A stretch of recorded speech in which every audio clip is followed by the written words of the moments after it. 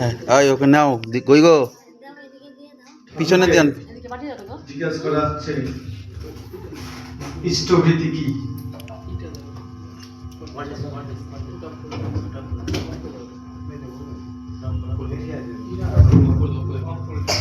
ওকে পিছনে পাঠিয়ে দেন। তো ঠাকুর বললেন ইষ্টভীতি হচ্ছে ইন্স্যুরেন্স। ইন্স্যুরেন্স ইন্স্যুরেন্স কথার অর্থ বীমা।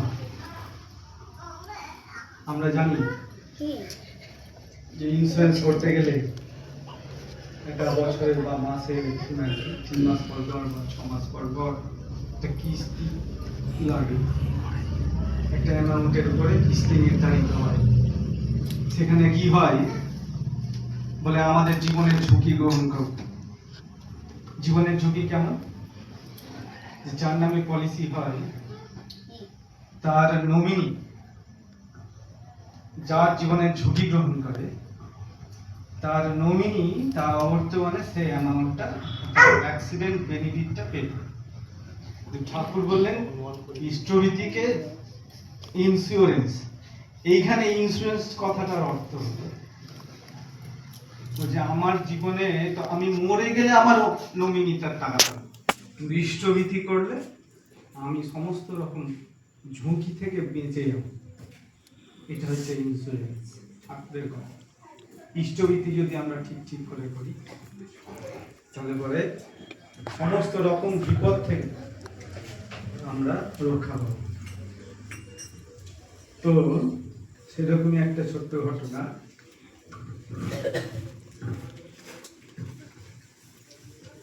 ঘটনাটা হচ্ছে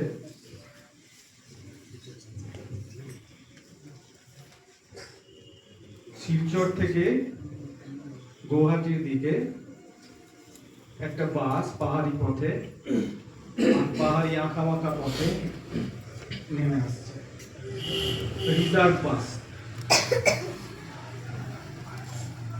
বাসে যারা ছিল যাত্রী সবাই হৈহুল্লোড় করে ক্লান্ত, সবাই গভীর নিদ্রায় আচ্ছন্ন। তার মধ্যে একজন ব্যক্তি শুধু জেগে গেছে। পাহাড়ি পথ, একদিকে খাড়া পাহাড়, অপর দিকে গভীর খাদ, আঁকা বাঁকা পথে গাড়ি নিয়ে আসছে।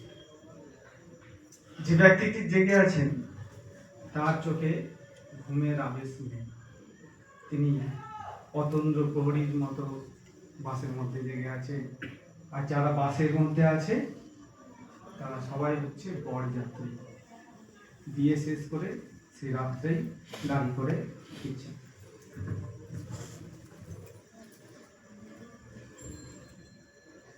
এর ফেরার পথে শীতের রাত্রি, এমনিতেই শৈল শিখর, চারিদিকে শীতের জায়গা, তার উপরে শীতের রাত্রি। লোকটির এ পাশে ও পাশে পিছনে আগে সবাই ঘুমাচ্ছে। লোকটি জেগে জেগে শুধু ঠাকুরের নাম, ঠাকুর পরিবারের কথা চিন্তা করছেন, আর ঠাকুরের নাম করতে করতে চলছে। হঠাৎ করে যেন শরীরটা তার কেঁপে উঠল, শিউরে উঠল। তিনি বললেন এটাও কিছু না। তিনি বললেন ইষ্টভীতিটা সেরে নি। ভোরের বেলা শেষ রাত্রি তিনি ইষ্টভীতি করলেন, সস্তায়নী করলেন। তারপরে তার ইষ্ট দেবতাকে প্রণাম করে বসলেন। কিছুক্ষণ পরে তিনি লক্ষ্য করলেন হঠাৎ করে যেন পাহাড়ের ধাক্কায় গাড়িটা খাদের দিকে গড়িয়ে যাচ্ছে। কি করে যে তিনি ছিটকে বাইরে পড়ে গেলেন তিনি নিজে বুঝতে পারলেন। কিছু বোঝার আগেই ঘটে গেল অনেক বড় দুর্ঘটনা। তিনি অন্ধকারের মধ্যে হাঁটতে হাঁটতে তার সহযাত্রীদেরকে খুঁজে বেড়াচ্ছেন। রাস্তার দিকে দৌড়ে গিয়ে একটা বাসকে থামিয়ে বললেন, সব বাসে থামিয়ে তাদেরকে বললেন সব দুর্ঘটনার কথাটা। তারা সব আরো কয়েকটা বাস এসে সবার উদ্ধার কার্য শুরু হল। বাসের অধিকাংশ লোক নিহত হয়েছে। যে কজন বেঁচে ছিল সংকটাপন্ন অবস্থায় হসপিটালের বেডে মৃত্যুর সঙ্গে পালিয়ে গেছে। শুধু একটি মাত্র লোক বেঁচে গেছিলেন। তিনি আর কেউ নন, তিনি হলেন সহপ্রতি ঋত্বিক চন্দ্রকান্ত দেব শর্মা। দেখেন ইষ্টভীতি করার কত উপকারী। যে লোকটা একটা মাত্র সৎসঙ্গী ছিলেন, তার কেউ সৎসঙ্গী ছিলেন। আপনারা এখন প্রশ্ন করবেন যে শুধু ওই লোকটাই কেন বাঁচলো, আর লোকেরা কি দোষ করেছিল? আগে একটা ঘটনা, আমরা এই ঘটনাটা সবাই জানি।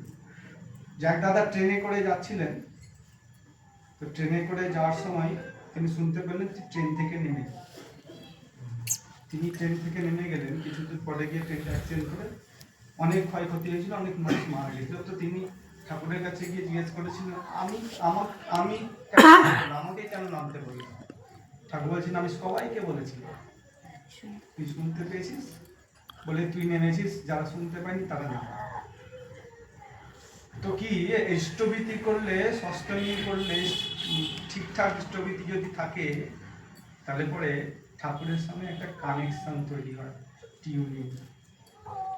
যার জন্য ঠাকুর সবাইকেই তো বাঁচানোর চেষ্টা করেন, কেউ শুনতে পায় কেউ শুনতে পায় না।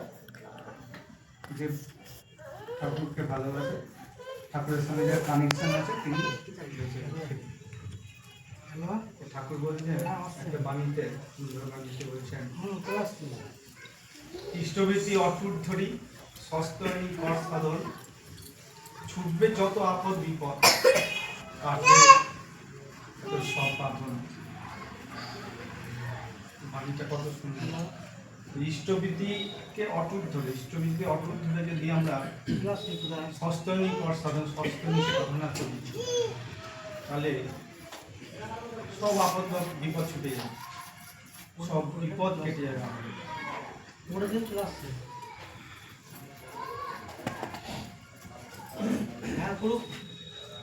ঠাকুরকে ভালোবাসলে আমরা কত যে বিপদ থেকে রক্ষা পাই। ঠিকঠাক যদি ইষ্টভীতি করে, আমরা অনেকে প্রশ্ন করে ইষ্টভীতি কেন করবো, টাকা কেন দিব? তো ইষ্টভীতি করার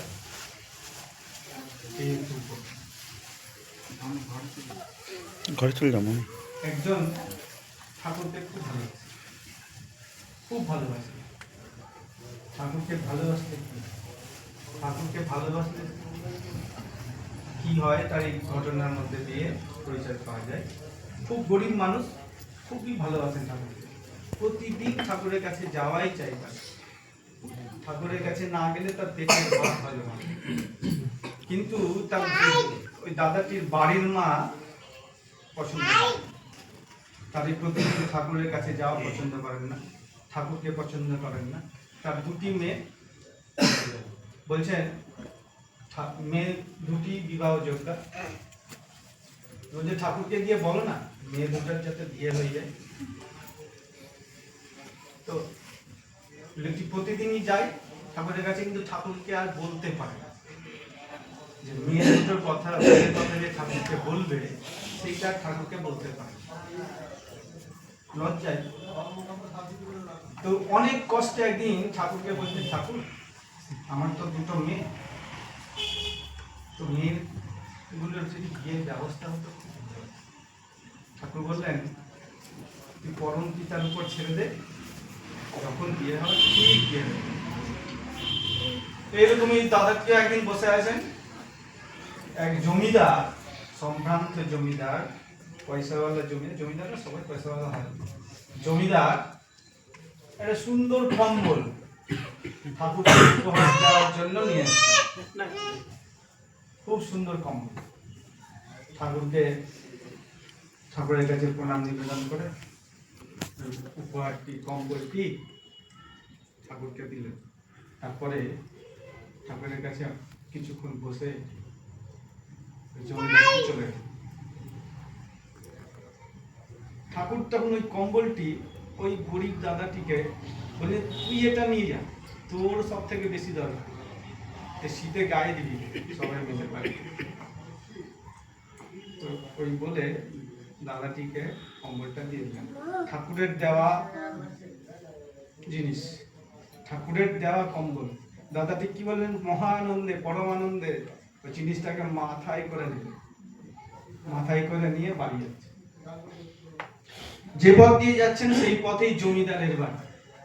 জমিদারের পেয়ারারা বাইরে পাহারা দিচ্ছে। আর ওই লোকটিকে দেখতে পেয়েছে, আরে জমিদার মশাই যে কম্বলটা ঠাকুরকে দিয়েছিলেন সেই কম্বলটাই মাথায় করে নিয়ে যাচ্ছে, তার মানে বেটা চোর।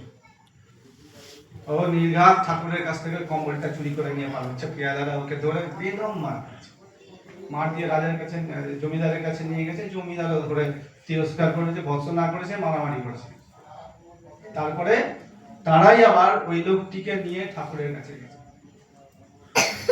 যে ঠাকুর এই যে আমি আপনাকে যে কম্বলটা দিয়েছিলাম এই লোকটা চুরি করেছে, চুরি করে নিয়ে পালাচ্ছে, আমি ওকে ধরে নিয়ে এসেছি আপনার কাছে। ঠাকুর বলছেন ওর কাছে গায়ে দেওয়ার মতো কিছু নাই, তার জন্য কম্বলটা আমি ওকে দিয়েছি গায়ে দিতে। তখন জমিদারটি ঠাকুরের কাছে কাতর প্রার্থনা করে বলছেন যে আমার খুব ভুল হয়ে গেছে, আমি খুব অপরাধ করেছি, আমি এই অপরাধের প্রায়শ্চিত্ত করছি। তখন ঠাকুর জমিদারটিকে বললেন যে ওর দুটি মেয়ে আছে, ভালো ঘরে মেয়ে দুটির বিয়ের ব্যবস্থা করে দে, তাহলেই তোর প্রায়শ্চিত্ত হয়ে যাবে। দেখেন ঠাকুর বলেছিলেন যে পরম পিতার উপর ছেড়ে দে, পরম পিতা সব ব্যবস্থা করে দেবে। ঠাকুরকে ভালোবাসলে কি হয়, ঠাকুরকে প্রাণপণে যদি আমরা ভালোবাসি তাহলে ঠাকুরের দয়া থেকে আমরা কেউ বঞ্চিত হই না।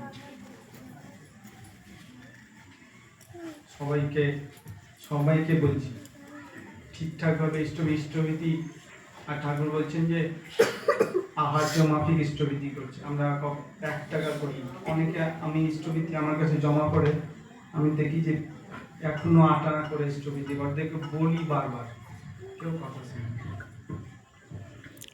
ইষ্টভীতি করবেন আহার্য মাফিক মানে আমি সারাদিনে যা গ্রহণ করি সেই মতো ইষ্টভীতি করতে হবে। ঠাকুরকে আমাদের বাড়িতে যদি আমরা 4 জন থাকি তাহলে ঠাকুরকে আমাদের বাড়ি আরেকজন ধরে নিয়ে 5 জনের মতো 5 জন ধরে নিয়ে সেই মতো ঠাকুরের ইষ্টভীতি। সবাই ভালো থাকবেন। এই বাড়ির শুনলাম বিবাহ বার্ষিকী, ওদের বৈবাহিক জীবন খুব সুন্দর হোক, খুব সুন্দর থাকুক। ঠাকুরের চরণে সেই প্রার্থনা করে সবার মঙ্গল কামনা করে আমি আমার ক্ষুদ্র আলোচনা শেষ করছি। জয়।